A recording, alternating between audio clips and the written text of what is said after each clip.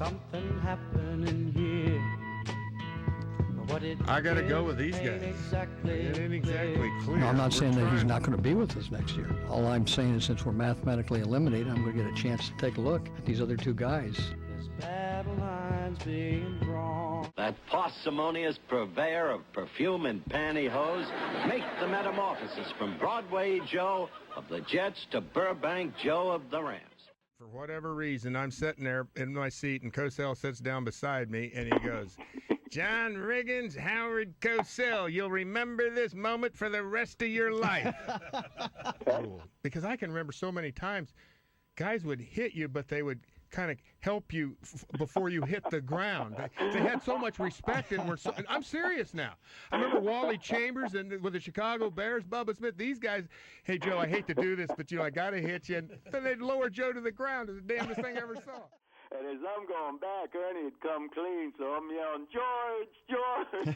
And I let it go, just guessing, man. And Ernie hit me. I tell you what, I saw some gold flash. I'm on the ground, and now I'm getting yanked up. I'm looking through the ear hole of my helmet. And Ernie says, don't worry, Broadway, I'm not going to hurt you. I hit you high, buddy. And that, he helped me up, said he wasn't going to hurt me, and I thought it was in the next week already. Yeah. Well, you know what, John? That wouldn't have happened now because if your butt would have been there instead of at a college all-star game, you'd have been in the game on that play. John, we had a team that year that could have been, damn. You know what? If you'd have put me in, I'd have ran over you because I didn't know the plays at that point, Joe. I just gotten there. Well, the Bruno, he's just, had the... Dave Butts. Yeah, Dave Butts. He had, every once in a while, he just kind of go off, one direction. You wouldn't know where he was headed with it. So we're on the way out there, and Bruno comes to me, and he says, hey, I want to go out with you tonight when we land. I love it. And we go find some little gin mill there, and we come in there. I say, give me a margarita, and Bruno, he has one.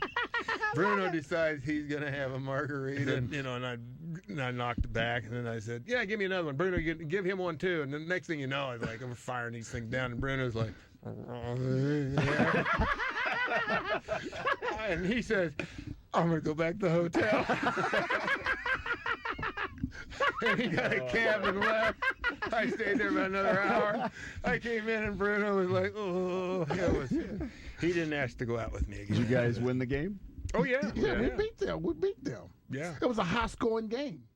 Rigo, did you ever throw any passes in your career? Oh, yeah, I threw three championship games. I remember that. Well, let me ask you, what was that play called? What was that play? What was the name of that play? Dexter, I didn't hit the playbooks.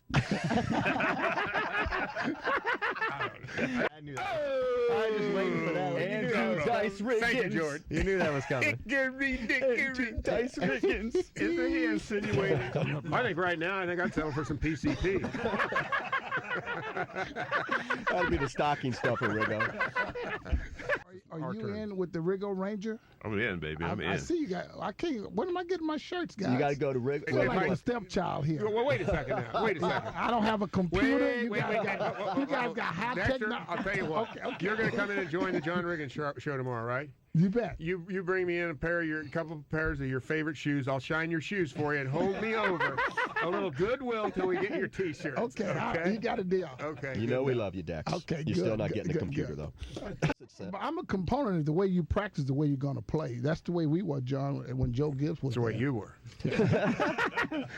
That's right. You got to leave me out of it. You didn't get to see yourself when you walked in here with just your Rigo's Ranger T-shirt on and made us think of Christian Bale in that new movie, The Crack Addict in the new movie, The Fighter.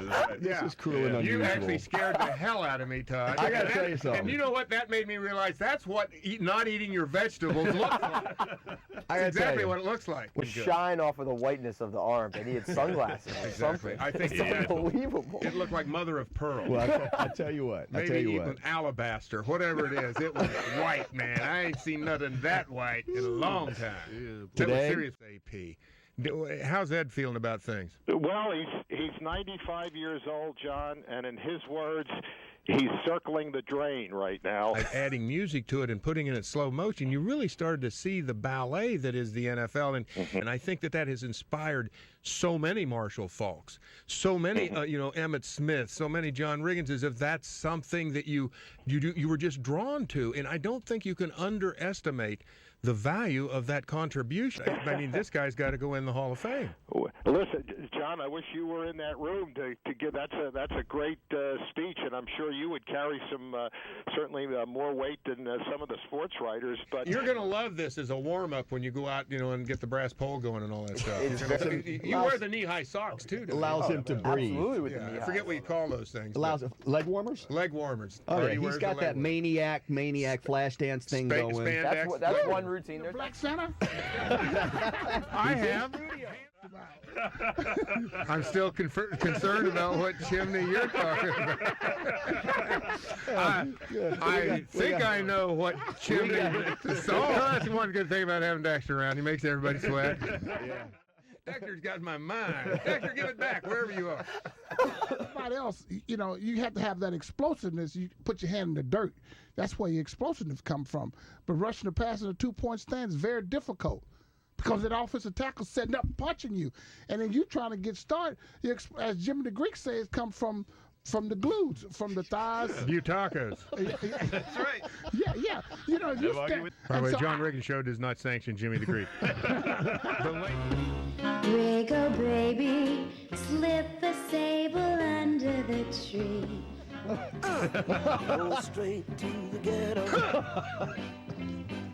Santa Claus. I've never seen these. How could I be this old and still be like Baby Huey? I don't get it. Usually this time of year, over the years, until I met the lovely Lisa Marie, I had my face down on some bars.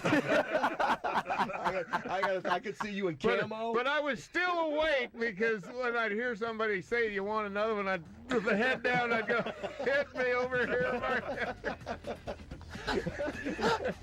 Exactly. Now we are joined by Colonel Maurice Clemens.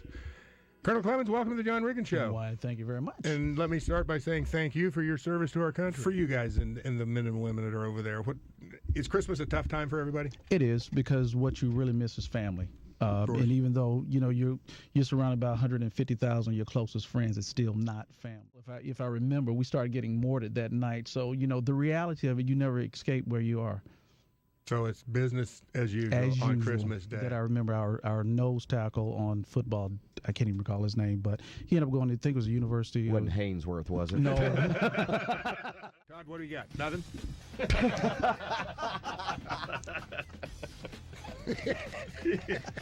Y'all are not well. Ho, ho, ho! Ho, ho, ho! Yeah, man!